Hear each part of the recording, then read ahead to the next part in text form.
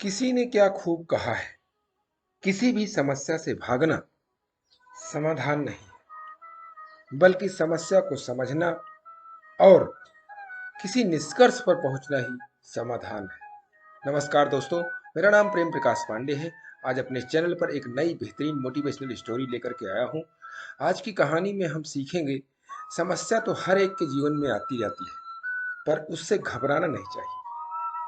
उसके लिए क्या करना चाहिए, वह आज हम कहानी में जानेंगे। तो चलिए, चैनल को सब्सक्राइब नहीं किया है तो सब्सक्राइब कर लीजिए और सुनते हैं आज की कहानी, जिसका शीर्षक है सबसे बड़ी समस्या। बहुत समय पहले की बात है। एक महाज्ञानी पंडित हिमालय की पहाड़ियों में कहीं रहते थे। लोगों के बीच रहकर वह थक चुके थे और अब ईश्वर भक्ति करते हुए एक सादा जीवन व्यतीत करना चाहते थे। लेकिन उनकी प्रसिद्धि इतनी थी कि लोग दुर्गम पहाड़ियों, सकरे रास्तों, नदी झरनों को पार करके भी उनसे मिलने चाहते थे। उनका मानना था कि यह विद्वान उनकी हर समस्या का समाधान कर सकता है। इस बार भी कुछ लोग ढूंढते हुए उनकी कुटिया तक आ पहुंचे। पंडित जी ने उन्हें इंतजार करने के लिए कहा। 3 दिन बीत गए। अब और भी कई लोग वहां पहुंच गए।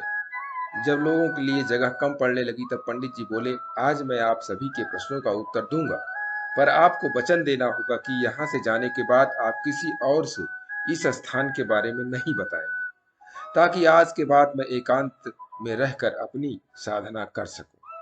चलिए, अपनी अपनी समस्याएं बताइए। यह सुनते ही किसी ने अपनी परेशानी बतानी शुरू की, लेकिन वह अभी कुछ शब्द ही बोल पाया था कि बीच में किसी और ने अपनी परेशानी बतानी शुरू कर दी।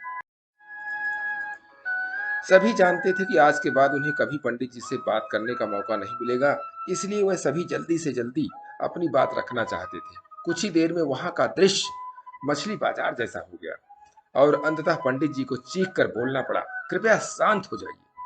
अपनी अपनी समस्या एक पर्चे पे लिखकर मुझे दे दीजिए। सभी ने अपनी अपनी समस्याएं लिखकर आगे बढ़ा दी।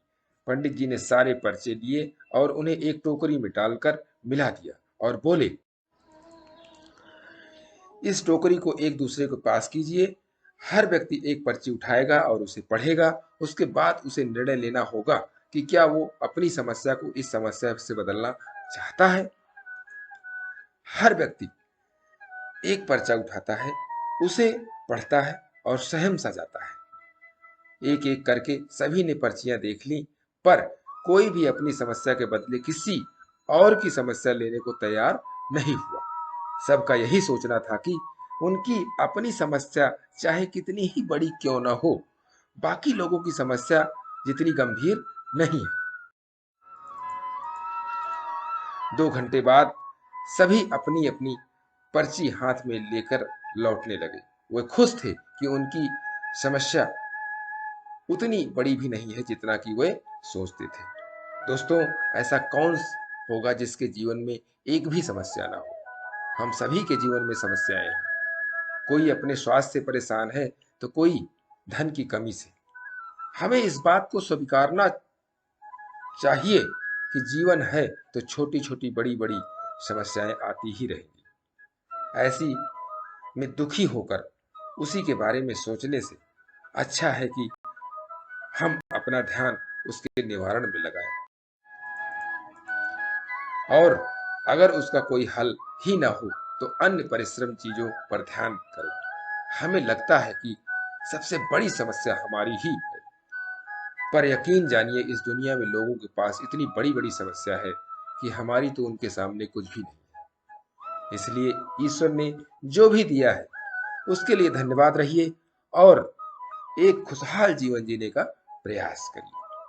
और इसके लिए आप प्रतिदिन सुबह 5:30 बजे एक नई कहानी, एक नई उमंग से दिन की शुरुआत करते रहें।